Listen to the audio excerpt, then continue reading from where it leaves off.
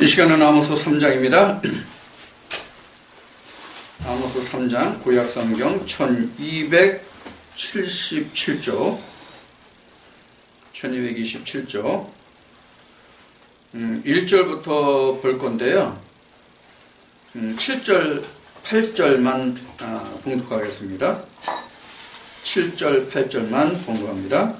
주 여호와께서는 자기의 비밀을 그 종 선지자들에게 보이지 아니하시고는 결코 행하심이 없으시리라. 사자가 부르짖은즉 누가 두려워하지 아니겠느냐? 주 여호와께서 말씀하신즉 누가 예언하지 아니하겠느냐? 아멘. 지금 그 에레미야 3장 7절 8절에 봉독한 이 말씀은 어떤 것을 우리가 좀 염두에 두시고 이 말씀을 들어야 하냐면, 오늘날 교회 다니는 사람들의 입에서 그래요. 사람으로서 어떻게 하나님을 다 알아서 하나님을 말할 수 있겠느냐. 그냥 우리가 쉬운 얘기로 얘기하면 그냥 더듬어서 그냥 찾아갈 뿐이다. 이렇게 말하거든요. 이 말에 대해서 반박할 수 있는 말씀이 바로 아모스 3장 이 말씀이에요. 이게 뭉뚱그려서 얘기하면 보냄을 받은 자와 스스로 온 자를 말함이거든요. 보냄을 받은 자와 스스로 온 자. 자, 스스로 온 자는 계시와 이상과 현상을 전혀 하지 못하는 자들이에요. 그러니까 그들은 장님 문고리 잡듯 더듬어서 갈 수뿐이 없는 거예요. 그렇지만 하나님께로부터 보냄을 받은 자들은 지금 아모스를 통해서 하나님이 말씀하신 바와 같이 모든 것을 미리 보여주신단 말이에요. 한 예를 듭시다. 한 예를 들어요. 구약 들은 한번 우리가 예를 들어봅시다. 지금 이제 아모스가 이 말을 했지만 구약 때 실제 있었던 일을 들어서 한번 우리가 보자고요. 모세를 보자고요. 모세를 보면 우리 이미 공부했으니까 지금 모세 예를 드는 거예요. 모세 예를 들면 출애굽기 20장에서 이미 하나님과 그 십계명에 대해서 이미 말씀을 하시잖아요. 근데 모세가 그 십계명을 들고 하나님을 더 알고자 해서 하나님의 암흑 속으로 찾아 들어갔다는 이제 말씀이 증거를 했잖아요. 그러면 21장에서부터 31장이나 32장까지는 하나님이 그 계명을 전부 다 풀어주시고 돌판을 주셨단 말이에요. 구두로 말씀하시고 풀어주시고 그 증거로 돌판을 주셨단 말이에요. 그러면 모세는 하나님의 이상의 모두를 봤어요? 못 봤어요? 봤잖아요. 지금 그거를 염두에 둔다면 지금 아모스가 하나님의 음성으로 말한 하나님의 종, 내 종에게는 모든 것을 미리 보이지 않고서는 역사함이 없다. 그런데 거기에 강조하는 말이 들어갔어요. 뭐가 들어갔어요? 결코라는 말. 결코라는 말이 강조하는 단어가 들어갔어요. 이 결코라는 말은 이럴 수도 있고 저럴 수도 있다는 얘기가 아니에요. 보여줄 수도 있고 보여주지 않을 수도 있고 이런 뜻이 아니라 반드시 보여준다는 강조의 뜻이 지금 결코라고 해요. 결코 그렇지 않고는 보이지 않고는 하나님이 역사하시지 않는다. 그래서 우리가 선지서하면 우리가 구약에서 선지서하면 지금 대선지서, 소선지서 이렇게 나누겠지만 소선지자, 대선지자 이렇게 나누고 있죠. 그래서 지금 대선지자하면 지금 우리가 지금 보고 있는 지금 아모스는 소선지자에 속해요. 대선지자, 소선지자는 어떻게 구분을 했는가 하면은 그 기록이 많고 적으냐 가지고 따졌어요. 성경에 분류해서 소선지자, 대선지자를 성경의 기록이 많으면 대선지자, 성경의 기록이 적으면 소선지자 그래요. 자, 그러면 한 예를 들어봅시다. 아모스는 4장까지 뿐이 없어요. 아모스는 말라기는 4장까지 뿐이 없어요. 근데 말라기 그 4장까지 있는 그 말씀에서 어떤 말씀이 들어있는지를 생각하면 결코 말라기가 소선지자에 속한다고 얘기를 할 수가 없어요. 자, 말라기는 구약시대를 마감하는 선자거든요. 구약시대를 마감하는 선자예요. 그럼 구약시대를 마감하는 선자 말라기를 통해서 하나님이 말씀해 놓으신 게 뭐예요? 예수 그리스도 두렵고 큰 날이 이르기 전에 내 종을 먼저 보낸다는 말씀이거든요. 그게 바로 구약과 신약을 이어주는 징검다리가 된단 말이에요. 그 말씀이. 물론 다른 말씀도 있어요. 요엘서도 있고 다른 말씀도 있어서 그 구약과 신약을 이어주는 말씀이 있어요. 많이 있어요. 다른 말씀, 선지서라고 하는 말씀들 중에 보면은 있어요. 지금 말라기만을 얘기하고 있지만. 그러면 하나님의 말씀이 성경의 그 글자 수로 많이 기록되어 있다고 해서 대선지자, 적게 기록되어 있어 소선지라고 할 수 없단 말이에요. 왜? 하나님의 말씀은 작다고, 분량이 많다고, 크다, 작다라고 분류할 수 있는 그 아무것도 사람에게는 없거든요. 예를 들어서 조금 전에 나눈, 1시간 전에 나눈, 앞 시간에 나눈 에레미야 31장 22절, 21절, 22절의 두 절의 말씀을 나눴잖아요. 그 두 절이지만 에레미야서 전체의 한 장에 그것도 두 절만을 우리가 나누었지만 그 말씀이 사실은 성경 전체잖아요. 하나님의 일 속에 내가 들어가는 것이 문제거든요. 그 일을 성경은 증거하고 있거든요. 그러니까 글자 수가 적다고 해서 소선지자라고는 할 수 없다. 그냥 사람의 편리상 그렇게 분류했다. 이렇게 아시면 좋을 것 같아요. 자, 그래서 지금 하나님이 아모스를 통해서 말씀하시기를 뭐라고 말씀하시냐면 하나님의 일을 할 사람은, 즉 하나님의 보냄을 받아서 하나님의 일을 행할 사람들에게는 하나님이 반드시 그에게, 결코라고 했으니까 하나님이 반드시 그에게 하나님의 그 모든 것을 보여주시고 역사하신다는 얘기거든요. 그러니까 하나님을 보지 못한 자들은, 즉 하나님이 나타내 주시 아니한 자들은 전부 다 뭐예요? 자기 생각과 마음에서 나오는 것이죠. 그래서 거짓 선자라는 말이 나오는 거예요. 그래서 보냄을 받은 자, 그래서 스스로운 자, 이런 말이 성경에 기록되어 있는 거예요. 자, 지금 앞 시간에 에레미야서를 했잖아요. 자, 에레미야서에 보면 가장 대표적인 거짓 선지자 둘이 나와요. 거짓 선자가 하나뿐이냐? 그래서 하냐냐가 나오고 그 다음에 스마야가 또 나와요. 항상 하나님이 보내신 자와 스스로 있는 자들 간의 충돌이 성경의 기록이다. 이렇게 보시면 돼요. 자, 다시 이제 구약의 모세를 얘기했으니까 신약으로 돌아보자고요. 신약으로 들어오면 예수님이에요. 신약으로 들어오면 예수님인데 우리가 이런 얘기를 많이 해요.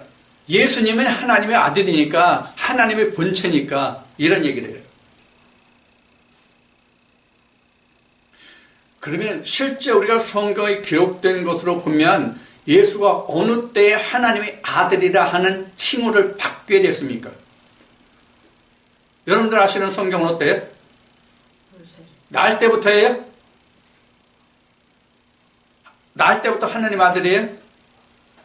물론 성경은 그렇게 증거하고 있어요.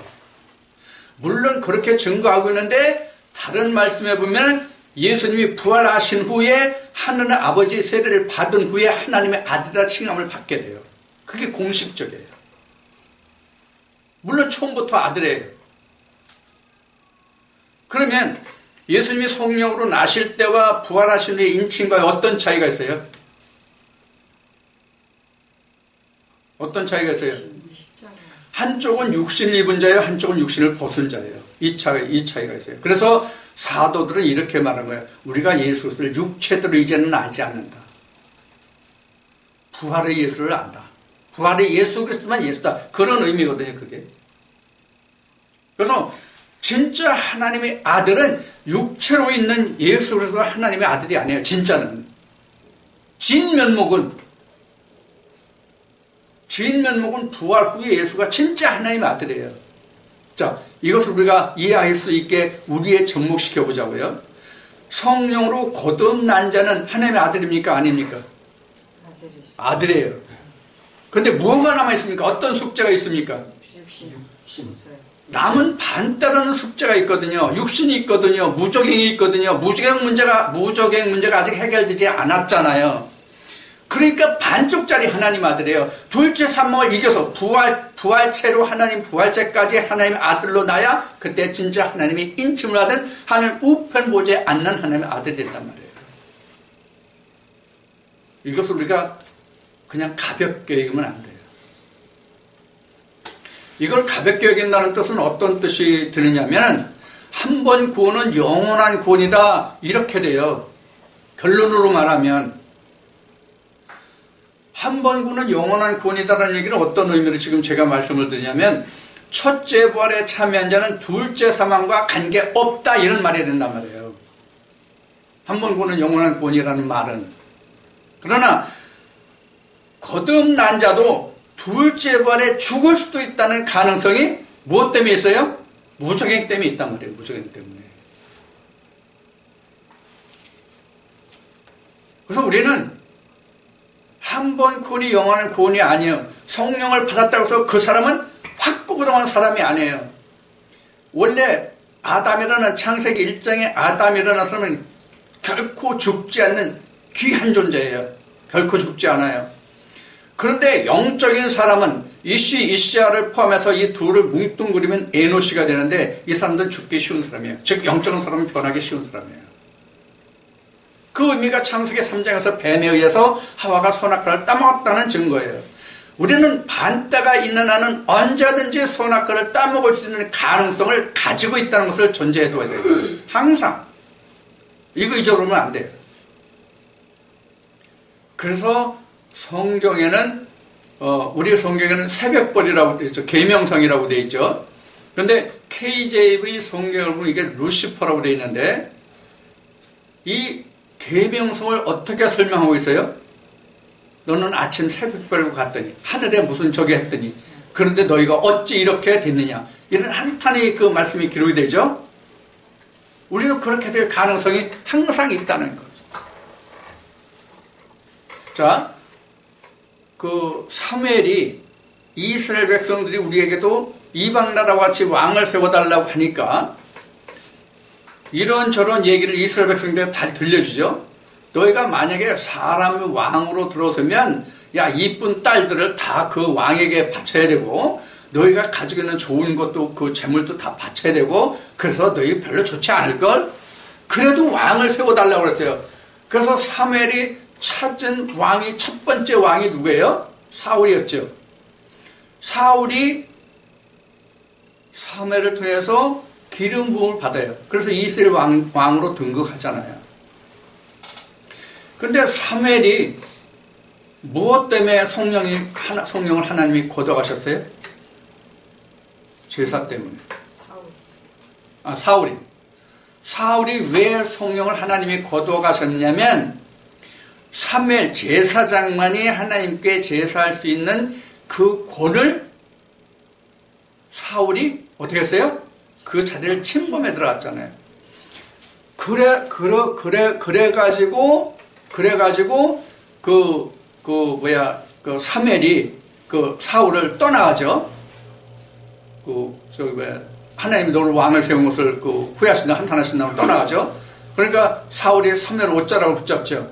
그 사무엘 옷자락이 찢어지죠. 그래서 이스라엘이 나누고 너 위가 뺏긴다는 그 사무엘의 말이 증거된단 말이에요. 바로 그런 거죠. 우리가 유전으로 하나님을 섬기든 율법으로 하나님을 섬기든 진리로 섬기든 어떤 자리의 믿음에 있는 사람이라 할지라도 자기가 나는 하나님을 대적해야 되겠다, 하나님을 배반해야 되겠다, 하나님을 힐난하고 욕해야 되겠다, 하나님을 내가 경멸히 만홀히 여겨야 되겠다, 그렇게 자기가 작심하고 하는 사람은 없어요.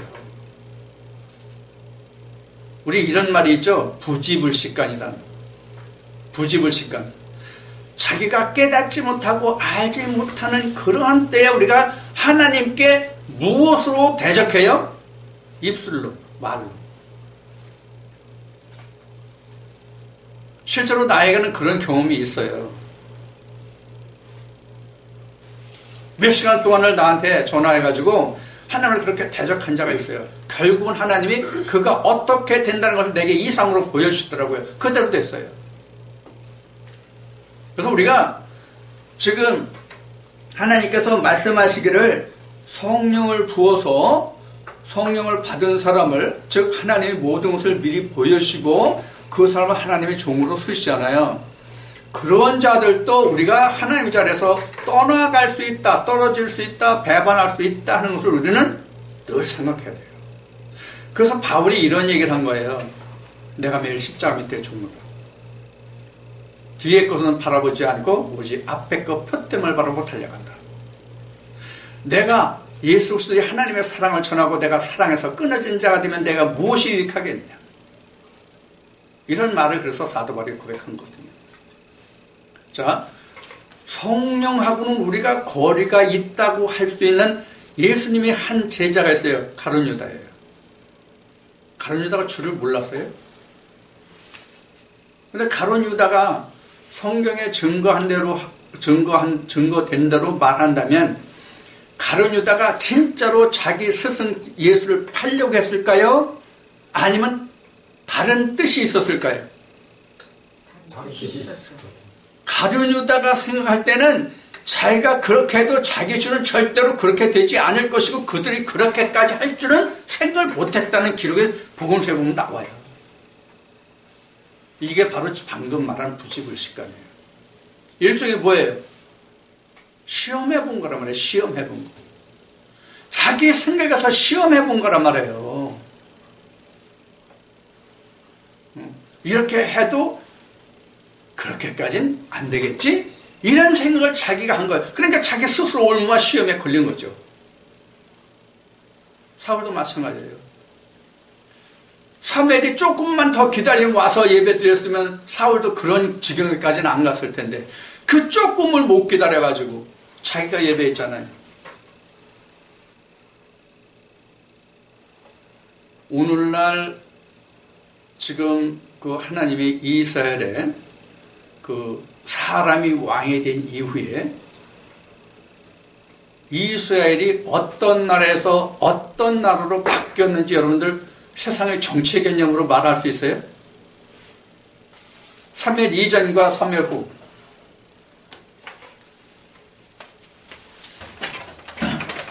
이스라엘이 사무엘 때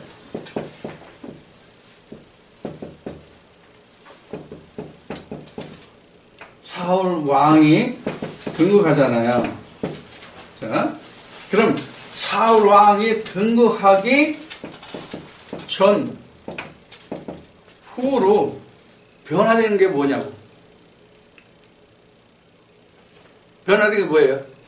세상의 정치적인 개념으로 말하면 어떤 것에서 어떤 것으로 변했어요?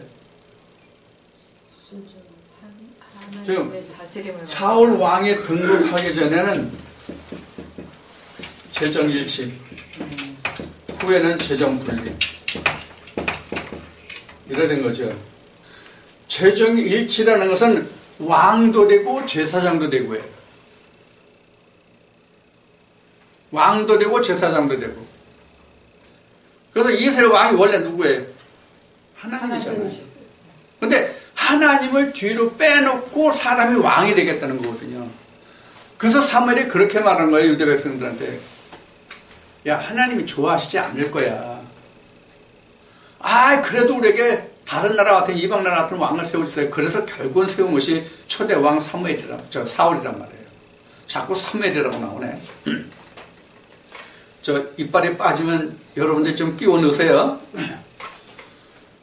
자, 이래서 사울 왕이 사무엘에게 하나님이 말씀하셔가지고 사울에게 기름 부어서 왕이 됐단 말이에요. 그러면 지금 왕은 여기서 말씀드린 것 같이 사람이 왕에 서면은 지금 재정 분리가 됐기 때문에 왕은 절대로 제사를 드릴 수가 없어요.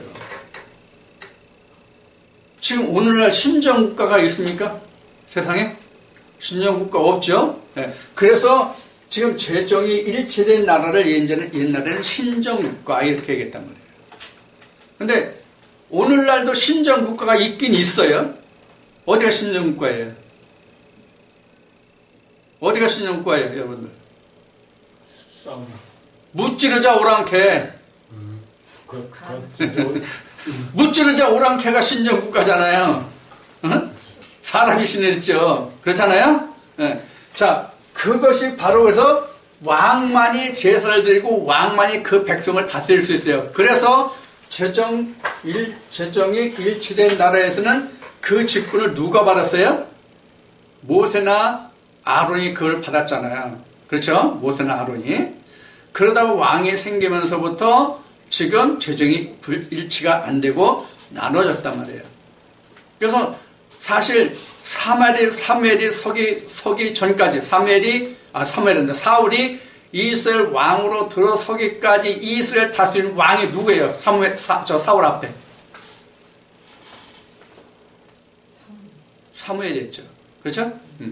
하나님을 대신해서 모든 이스라엘을 다스리고 제사하고 모든 것을 다 누가 했냐면 사무엘이 했었단 말이에요. 그러다가 이스라엘 왕 사울이 옹립이 되면서부터 제사는 사무엘이, 정치는 사울이 이렇게 나눠졌단 말이에요. 자, 이렇게 해서 하나님이 사무엘을 통해서 사울에게 하나님이 기름 붓게 하셨어요. 그래서 그를 왕으로 세우라. 자, 기름 붓다는 뜻은 뭐예요? 도대체가? 하나님의 말씀을 부었다는 얘기는 성령을 부었다는 뜻이거든요. 그러한 사무엘도 성령이 떠났단 말이에요. 뭐로? 자기의 죄과로 인해서. 그러니까 하나님의 죄과로 인해서 우리가 하나님 은혜에서 떨어져 나가는 일은 영원히 없습니다. 쉬운 얘기로 하면 에스겔 말씀에 그 말씀이 나오나? 그 사람은 여자가 낳은 자식을 혹여 잃어버리고 버리는 그런 것이 혹여 있을지라도 나는 버리지 않는다라고 했었어요. 그러면 성경의 전체 역사를 통해서 하나님을 떠난 자는 누구냐면 하나님 백성들이에요. 그래서 앞 시간에 말한 에레미야서에서도 내게로 돌아오라 그러는 거예요. 하나님 돌아오라. 그래서 전에 말씀을 드렸듯이 신약에 와서 그 예수님한테 그 바리새인들이 이렇게 물어보잖아요. 야, 모세 때는 이혼증서를 써주라고 그랬다. 그럼 당신은 어떻게 얘기해? 하나님이 이혼증서를 써주라고 한 적이 없다. 이스라엘 백성들이 폐역해가지고 모세가 할 수 없이 증서를 써주라고 했다. 이렇게 말하거든요. 자, 이것은 지금 말한 이혼증서, 모세가 써준 이혼증서는 어떤 이혼증서입니까? 하나님의 이혼증서예요? 인간의 이혼증서예요? 인간의 이혼증서예요. 하나님의 이혼증서를 써줬다는 성경의 증거가 성경 66권 내에 단 한 말씀도 없습니다. 그러니까 우리가 돌아갈 수 있는 거예요. 하나님하고 이혼 안 했기 때문에 하나님께 우리가 돌아갈 수 있는 거예요. 내가 떠난 거지 하나님은 우리에게 이혼증서를 써주신 적이 없습니다. 자, 지금 이 말씀에서 좀 다른 데로 갔지만은, 그래서 지금 오늘날 많은 사람들이 인간으로서 아무리 신학을 했을지라도, 아무리 연구를 많이 했을지라도, 책을 많이 보았을지라도, 성경을 많이 보았을지라도 사람이 어떻게 하나님을 다 알 수 있느냐? 사람이 하나님을 다 알 수 없다는 얘기는 100% 옳은 얘기입니다. 그러면 어떻게 알 수 있어요? 사람은 하나님을 알 수가 없어요. 그럼 어떻게 알 수 있어요? 지금 그 말씀이 여기 있잖아요. 내가 보여준다고 해요. 내가 보여준다. 내가 미리 내 정선에게 미리 보여준다 이런 거예요. 그러니까 보여줌으로써 안다는 뜻은 이런 거예요. 너희가 아무리 공부하고 연구해도 알 수 없다. 내가 보여줘야만 알 수 있다. 그 얘기예요. 이해가 됐어요? 수긍이 되죠? 그러니까 아무리 사람이 연구하고 공부하고 공부해도 거기는 한계가 있어요. 그래서 제가 이렇게 말하는 거예요. 아무리 그 사람이 머리가 뛰어나고 학식이 높고 공부를 많이 해서 성경을 연구했을지라도 그것은 한계가 있다. 왜? 하나님이 보여주시지 않기 때문에 한계가 있다. 하나님이 보여주시는 턱을 넘어야지. 예를 들어서 홍해를 넘어가야 되고 요단을 건너가야 되고 여리고성을 건너가야 하나님의 실체가 보인단 말이에요. 그게 하나님이 보여주신다는 뜻이에요. 그래서 지금 오늘날 우리도 홍해를 건너가야 되고 광야를 거쳐서 요단을 건너가야 되고 요단을 건너가서 여리고성을 함락시켜야만 결국 그 안에 주인이신 누구를 볼 수 있어요? 하나님 예수 그리스도를 볼 수 있어요. 자, 여기서 문제가 하나 있어요.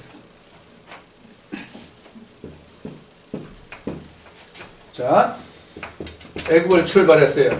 광야에 와 있어요. 자, 요단을 건너서 여리고에 왔어요. 여기가 가나안이에요. 가나안이 빈 땅입니까? 가나안이 빈 땅이 아니에요. 하나님이 아브라함 때 말씀하신 것이 여기에 강한 열족 속에 살아요.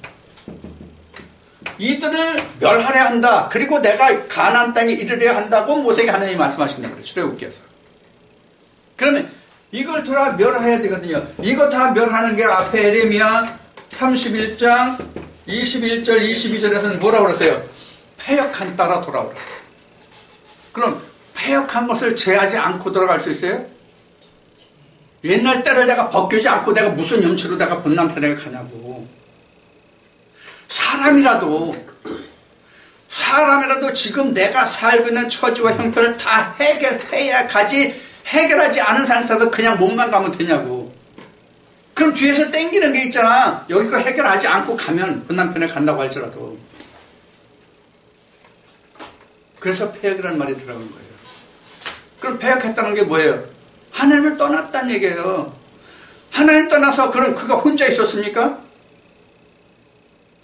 이스라엘 백성, 유다 백성들이 하나님을 떠났으면 그냥 떠났냐고요. 그들이 다른 남편을 쫓아갔잖아. 다른 신을 쫓아갔다 그 얘기예요.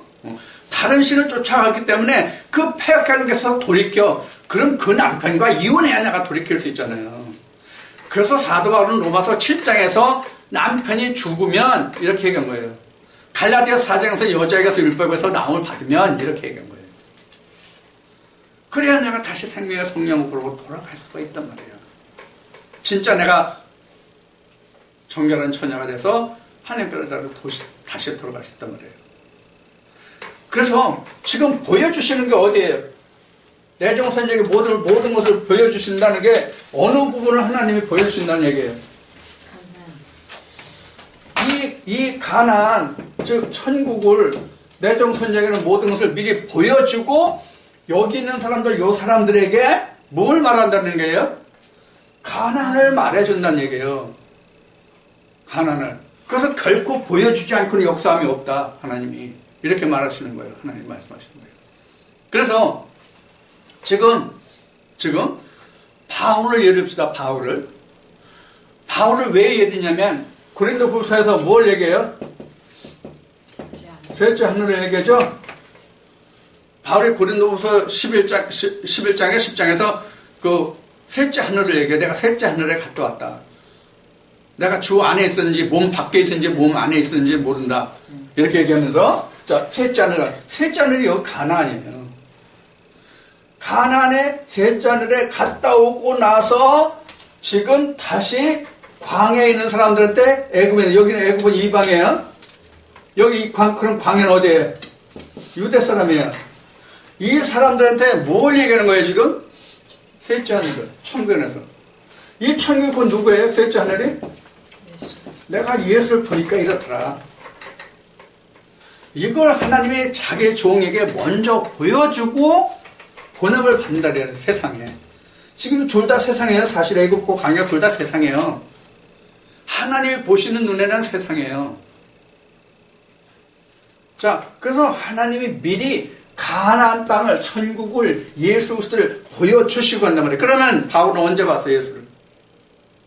담에색 때 본 거잖아요. 아나니아 안수를 통해서. 직접 보기에는 자기가 빛과 음성을 들었지만 그게 뭔지 몰랐잖아요. 바울이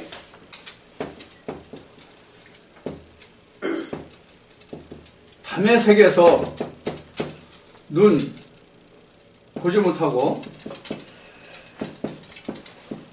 말하지 못했죠? 말을 했나? 보지 못했죠? 그러다가 누구를 통해서? 아나니아를 통해서 뭘 받아요? 안수를 받아요. 자, 보지 못하는 순간에서 안수를 받는 때까지 이 공간이 뭐예요? 흑암, 공허, 혼돈이란 말이에요. 그래서 안수가 되면서부터 뭐예요? 보게 됩니다. 뭘 봤어요? 바울이 여기서 안수 받고 나서 보지 못하던 상태에서 안수 받고 나서 다시 보게 됐어요. 뭘 봤어요? 이거 가나안. 근데 안수 받고 가나안을 봤는데 자기는 다시 또 셋째 하늘을 갔다고. 그러니까 얼마나 확인 위에 확인이잖아요. 그러니까 그가 담대히 죽음을 무릅쓰고 예수 그리스도가 너희가 바라는 메시아다, 그 외에는 없다는 것을 증거하게 된 거예요. 자기 죽음을 기쁘게 여기면서. 여러분들, 우리가 그 신약 성경에서 그 첫 번째 순교자가 나오죠. 누구예요? 스데반이죠. 우리가 잘 아는 스데반이죠. 스데반이가 죽을 때 어떤 기도를 합니까? 하늘의 예수 그리스도의 보좌를 본다고 해서 하나님의 보좌를, 영광스러운 보좌를. 그러면서 그가 어떻게 기도합니까? 예수 그리스도의 기도를 해요. 그가 단적으로 얘기하면 저들이 알지 못해 그러니 저들을 용서하소서. 이게 예수님의 기도예요. 이게 사람으로 나올 수가 없는 거예요. 사도 바울이 그런 경제 같단 말이에요. 스데반이 순교할 당시에, 그때 당시에 바울이 사울이었을 때, 그 사울이 어디 있었습니까? 스데반의 순교 현장에 있었잖아요. 그래서 그가 돌 맞아 죽는 것이 옳다고 생각하고 찬양 고무한 자잖아요. 어느 나라에서 쓰는 용어인데, 찬양 고무. 찬양 고무했던 자잖아요.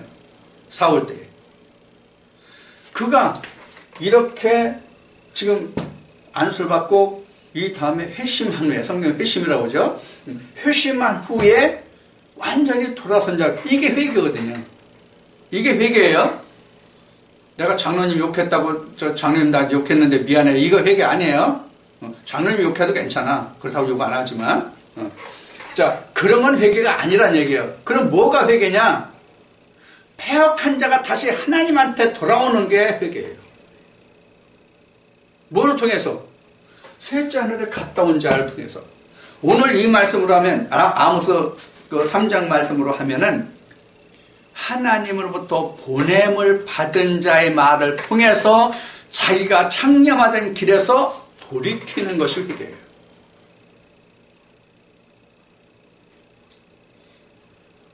근데 오늘날 지금 회개라는 말을 제가 여러 번 했는데, 그렇게 블로그에도 동영상에도 회개를 얘기해도요, 이 회개라는 이 말 하나 알아듣기도 그렇게 힘든지 참 나는 이해할 수가 없어요.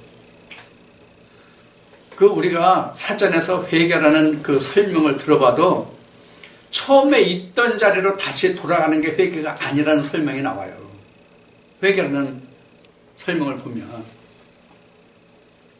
자, 그러면 우리가 세상적으로 회개를 합시다. 회개를 한번 생각해 봅시다. 내가 어떤 사람을 예를 들어서 실수든 계획적이든 내가 사람을 죽였어. 회개했어. 그렇다고 내가 처음의 자리로 돌아갈 수 있어요? 못 돌아가잖아요. 그런데 어쨌든 이것을 성경은 세상적으로는 회개라고 그래요. 그래서 잊지 않은 상태로 자기가 돌아가는 것을 회개라고 그래요. 근데 성경에서 회개는 그 처음에 있던 자리로 아니라 그 자리가 처음에 있던 자리가 아니라 하나님의 자리로 가는 게 회개란 말이에요. 자기가 처해진 위치에서 하나님의 자리로 가는 거예요. 그래서 세상에서 내가 어떤 범죄를 하고 그것을 뉘우치고 그 죄에 대한 모든 그 죄값, 탕감이라고 그러죠. 성경으로는 탕감을 해서 제자리로 간다고 할지라도 역시 세상이야. 그러나 성경에서 말하는 회개는 세상에서 하늘로 가는 게 회개라 그런 얘기예요. 하나님께로 가면 그 하늘이잖아요. 자, 그것을 지금 그 하나님이 이 선지자들에게 미리 보이고 말씀하신단 말이에요. 그게 바로 회개할 수 있는 거예요. 미리 보고 너는 그 자리에서 하나님 자리로 오라는 뜻이 바로 회개란 말이에요. 자, 그래서 하나님이 자기 비밀을 그 종들 선지자들에게 모두 보여준다는 거예요. 자, 성경에서 비밀이 뭐예요? 여기 비밀이라는 말이 나왔어요. 비밀이 뭐예요? 비밀이 뭐예요? 골로새서 2장에 가면 하나님이 만세와 만대전으로 감추된 그 비밀 예수 그리스도라는 말씀이 나와요. 골로새서 2장에. 그래서 그 비밀은 예수 그리스도예요. 그럼 만세와 만대전으로 감춘 비밀 예수 그리스도가 언제가 만대와 만세전이에요? 창세기 3장.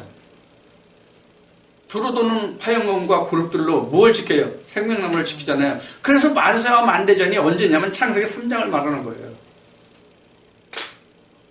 그때 이미 감춰놓으신 거예요. 그럼 언제예요? 태초예요, 태초. 태초부터 감춰진 거잖아요.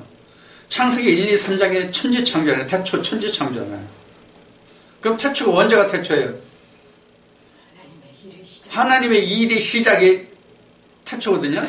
그럼 이 토막 그림으로 봐서는 언제가 태초예요? 정확히 말하면 여리고성이 함락될 때 여기가 태초예요.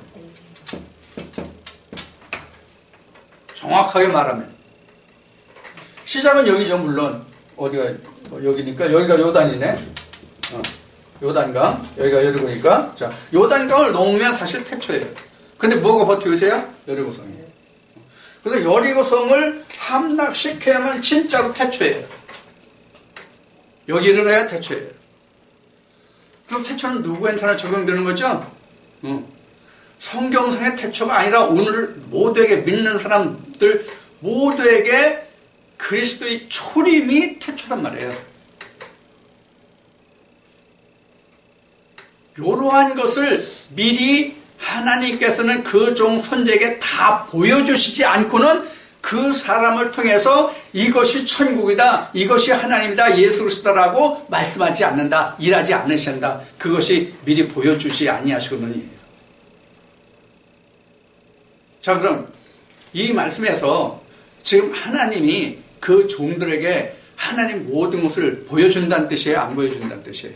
보여준다는 말을 하고 있는 거잖아요. 아모스를 통해서. 그러면 하나님 모든 비밀이 지금 예수 그리스도라는 결론이 나왔어요? 그러면 구약에 무슨 예수 그리스도가 있어? 구약에 예수 언제 증거됐어? 예수라는 말이 있어요? 없어요? 성경에? 구약에 예수 없어요. 단 한 자도 없어요. 여호수아가 예수 그리스도의 그림자다, 똑같은 말의 뜻이다라고는 설명이 있지만 예수라는 직접적인 이름이 없단 말이에요. 그러면 예수라는 직접적인 이름이 다른 이름으로 나와요. 뭐로 나옵니까? 빛으로 나오잖아요. 빛으로 나오잖아요. 요한복음 1장에 예수 그리스도를 빛이라고 그러잖아요. 그 빛이 창세기 1장 2절에 빛이 나오잖아요. 하나님. 그래서 3절에 빛을 창조하잖아요. 하나님의 신. 그래서 빛을 헬라어에서는 포스인데 그 포스를 창세기 1장 3절에 그 빛, 하나의 빛을 창조하셨는데 그 빛이 포스로 70인에게 번역이 된단 말이에요. 그럼 그 포스로 번역된 그 말이 어디에서 왔어요? 1장 2절에 하나님의 신 루아흐에서 온 거거든요. 그래서 하나님이에요. 예수 그리스도예요. 이미 만세와 만대를 감췄다는 예수가 사실은 창세기 3장이라고 지금 설명했지만 창세기 1장 2절 3절에 다 나와 있다고요. 그래서 그때 빛과 어둠을 나눴다는 얘기는 하나님과 사람을 나누었다는 얘기거든요. 하나님과 사람이 다르다는 얘기예요. 그래서 요한복음 2장에 예수님이 오셔가지고 나는 위에서 났고 너는 아래에서 났고 이 말씀하신 거란 말이에요. 그래서 아래에서 났다는 뜻이 땅에서 났다는 뜻이에요. 실제 흙으로 지었다는 뜻이 땅에서 났다는, 땅에서 지음을 받았다는 얘기예요. 실제 재질이 흙이라는 얘기가 아니라 아래에서 나음을 받았다 그런 얘기거든요. 자, 이와 같이 하나님이 역사하시는 모든 것은 하나님이 미리 그 종 손자에게 하나님 모든 비밀을 보여주셨는데 그 비밀이 예수 그리스도다. 그래서 시편 2편에는 이런 말씀이 있는 거예요. 오늘날 내가 너희를 진리로 낳았다. 시편 2편에 있어요. 진리로 낳았다. 그래서 진리로 나음을 받은 자가 곧 뭐냐면 하나님의 비밀을 안 자예요. 아들에게는 하나님이 그 비밀을 다 보여주실 거 아니겠어요. 그래서 앞 시간에 말했고 그동안 늘 말했듯이 바울은 갈라디아서 4장에서 여자에게서 율법에서 낳은 자는 아들인데 그 자는 아버지를 안다는 얘기거든요. 결국은 모든 계시를 안다는 뜻이거든요. 그래서 우리도 율법에서 나음을 받아야 되는 거예요. 그래야 청지기 아래에 있다가 누가 돼요? 아들이 된다고 나오잖아요. 그래야 율법을 받을 자라고 나오잖아요. 그 비밀이 바로 예수 그리스도라는 얘기예요. 골로새서 2장인가 1장인가 한번 봅시다. 비밀 한번 봅시다.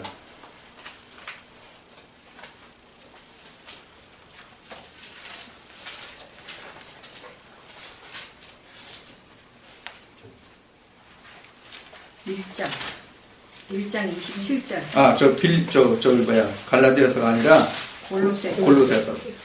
1장 15절인가 18절인가? 27절이요. 27절이에요? 네. 골로새서 찾으셨어요? 예. 그 27절, 26절에 이 비밀은 만세와 만대로부터 감췄던 것인데 이제는 그의 성도들에게 나타났고 하나님이 그들로 하여금 이 비밀의 영광이 이방인 가운데 어떻게 풍성한 것을 알게 하려 했습니다. 이 비밀은 너희 안에 계신 그리스도이시니 곧 영광의 소망이다. 그래서 성경에서 비밀은 예수 그리스도가 비밀이에요. 그래서 우리는 성경을 통해서 앞 시간에 말씀과 연결되는 거예요. 예레미야 말씀과 여자가 남자라는 그 남자인 그 빛 아들 예수 그리스도를 안는 것, 결혼하는 것. 그래서 이걸 결혼한다고 나온 거예요. 결혼한다고. 자, 이것이 우리가 찾아가는 궁극의 목표인데 이것을 할 수 있는 일을 누가 하냐면 하나님이 먼저 그 모든 비밀, 아들에 관해서 하나님이 보여주신 그 비밀을 하나님으로부터 본 자, 받은 자만이 이것을 할 수 있다 그런 얘기예요. 그래서 성경에는 예수 그리스도가 어디서 나셨다? 베들레헴에서 나셨다. 이 베들레헴이 셋째 하늘이에요. 베들레헴이 셋째 하늘이에요. 베들레헴이 떡집 예수 그리스도가 있는 집이거든요. 예수 그리스도가 떡이잖아요. 요한복음 6장에서 나온 말씀같이 예수 그리스도가 떡이잖아요. 그 떡이 있는 집이 곧 셋째 하늘이에요. 어디든지 간에 어떤 장소이든지 간에 예수 그리스도의 피와 살이 있는 것이 떡집 셋째 하늘이에요. 그것이 곧 하나님이 계신 예배 초소란 말이에요. 하나님이 떡을 주시잖아요. 하나님이 만나를 주시잖아요. 하나님이 주신 만나는 이스라엘 백성들이 광야에서 40년 동안 땅에서 떨어지는 만나를 먹었지만 예수 그리스도가 오시는 만나는 땅에서 나는 만나가 아니잖아요. 하늘에서 온 만나잖아요. 그러니까 영생 안 되는 거예요. 그것이 비밀이라는 얘기예요. 자, 그래서 우리가 일반적으로 사람들이 말할 때 사람으로서 어떻게 우리가 하나님을 다 아느냐 이런 얘기를 하지만 우리가 실제 성경의 기록상으로 모세를 예를 들었고 예수를 예를 들었어요. 예수도 하나님이 다 보여주시고 보냄을 받은 자예요. 모세는 여자 속에 감춰진 자라면 여자라면 예수는 남자로서 드러난 것뿐이에요. 그러니까 감춰진 예수, 모세는 감춰진 예수, 예수는 드러난 예수 이렇게 볼 수 있단 말이에요. 무슨 뜻인지 이해하시죠? 그래서 모세는 감춰진 예수로 왔지만은 모세 속에는 예수 그리스도가 있거든요. 그 예수를 발견하면은 바울이 로마서 8장에서 기록된 바와 같이 그런 자가 생명의 성령의 법에 있는 자다. 율법을 완성한 자다. 셋째 하늘에 갔다 온 자다. 셋째 하늘에 있는 자다. 안식에 있는 자다. 7일에 있는 자다. 마친 자다. 그렇게 말씀하고 있는 거예요. 성경적으로 말씀을 드리면 그래요.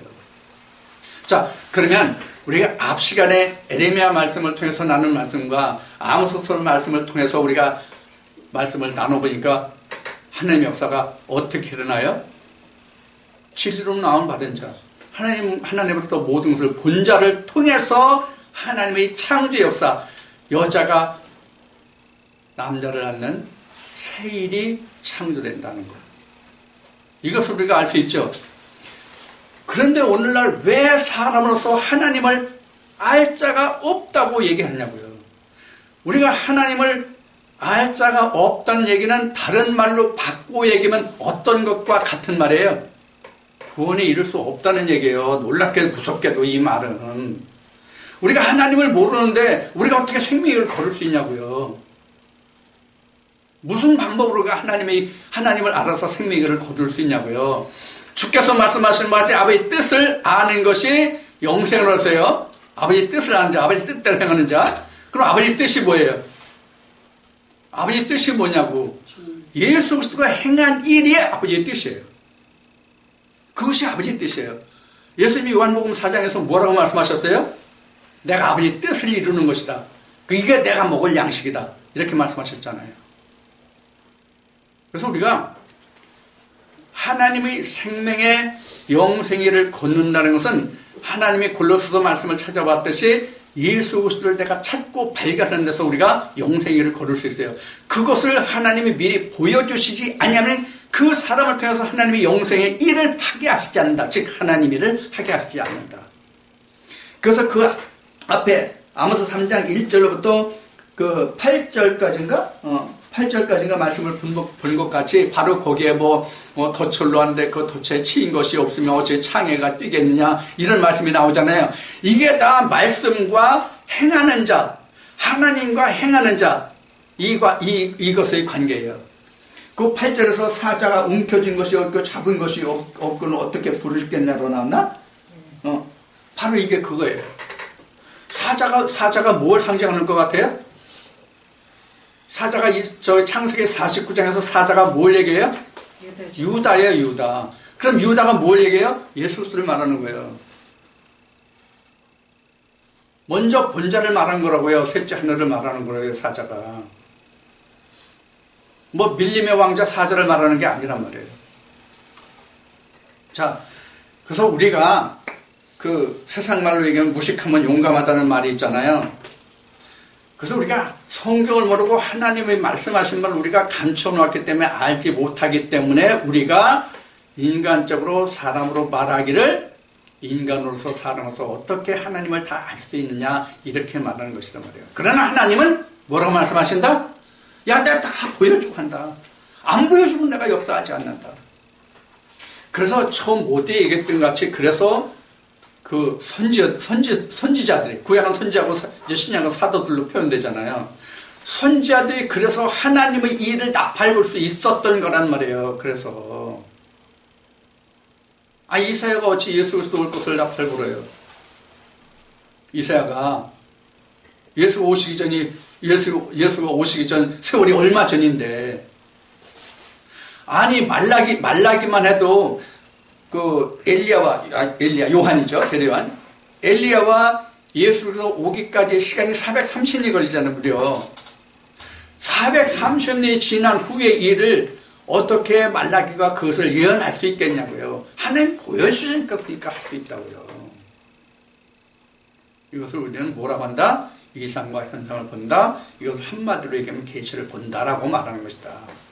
그래서 하나님이 그 부리시는 종, 즉 하나님의 일을 위해서 그 종에게는 하나님 모든 것을 미리 다 주고 하시는 거예요. 그래서 성경은 내가 오늘날 너를 진리로 낳았다. 그 말씀으로 인용을 해드렸어요. 그래서 하나님께서 진리로 나음을 받은 자는 하나님의 아들이면 그 아버지를 몰라요? 그 아버지를 모르냐고. 물론 세상은 그 자식이 다 커서 철이 들더라도 그 부모를 몰라요. 나도 그래. 어제 저녁은요, 괜히 울적하더라고. 그래서 제가 그 유튜브에서 노래를 좀 들었어요. 어떤 노래를 들었냐면, 사진 속, 빛바랜 사진인가? 그 노래를 연거푸 2번인가 3번인가를 들었어요. 그랬더니 우리 집 사람이 밥 먹으라고도 안 나오니까 뭐에 이렇게 꽂혔냐고 그러더라고요. 그것이 지금 세월이 지나서 부모가 이미 세상 떠나서 내가 죽을 날이 되니까 부모가 나를 위해서 이렇게 하셨구나 하는 것을 알게 되더라고요. 그런데 하나님 안에서는 아들을 낳으면 이미 철드는 거예요. 세상은 낳아도 철 안 들죠?